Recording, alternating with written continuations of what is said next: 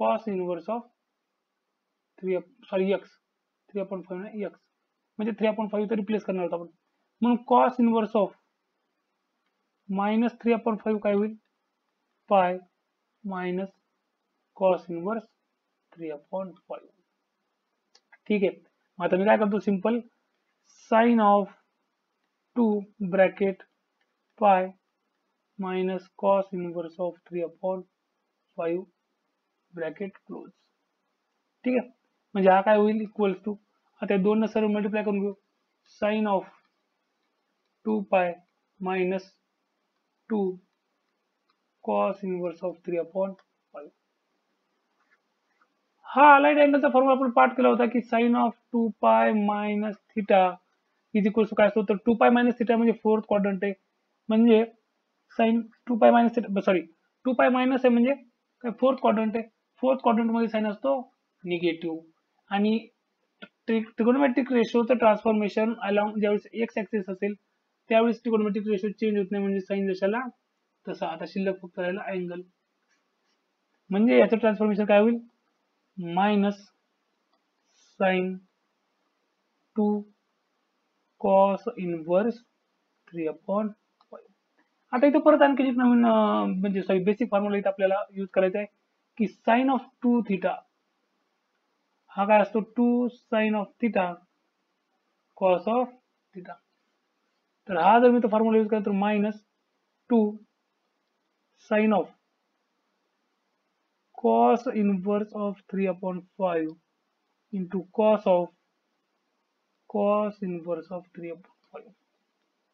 तर दोन trigonometric रेशोचं multiplication आलेले इथं जर मी पाहिलं तर मी तर सिंपल सांगू शकतो cos inverse of 3/5 is 3/5 directly पण इथं काय sine of cos inverse of 3/5 तर हा प्रॉब्लेम कसा सॉल्व्ह करू आपण तर काय करू आपण एक राईट अँगल ट्रायंगल कन्सिडर करू ठीक आहे याचा अँगल समजा थिटा आता हा थिटा म्हणल्यावर हा असेल 3 आणि असेल 5 कारण कॉस थिटा काय असतो ऍडजस्टंट अपॉन हायपोटेनस आपल्याला ही साईड काढायची हाईट काढायची काय करणार आपण इथं पायथागोरस थेरम जर यूज केला तर हाईट काय असेल height is equals to square root of hypotenuse square minus base square हा असेल 25 मायनस 9 हा असेल 16 इज इक्वल्स टू 4 ज्या झाला 4 म्हणजे त्याच थिटासाठी मी काय सांगू शकतो sine theta is equals to 4/5 म्हणजे थिटाची व्हॅल्यू काय होते ऑलरेडी साइन इनवर्स ऑफ 4/5 सुद्धा होऊ शकते ज्याची की अगोदर व्हॅल्यू काय होती आपल्याकडे कॉस इनवर्स ऑफ 3/5 मग मी काय करतो कॉस इनवर्स 3/5 ला साइन इनवर्स 4/5 न रिप्लेस करतो मग जर मी रिप्लेस केलं तर काय भेटेल -2 sine inverse of 4/5 into cos inverse of 3/5 ठीक आहे मग आता हे मला पुढे सॉल्व्ह करावं लागेल तर त्यासाठी काय करतो मी आता direct -2 sine inverse of 4/5 directly 4/5 into cos inverse of 3/5 is 3/5 multiplication केलं इथं डिनॉमिनेटरला काही नाही म्हणजे 1 आहे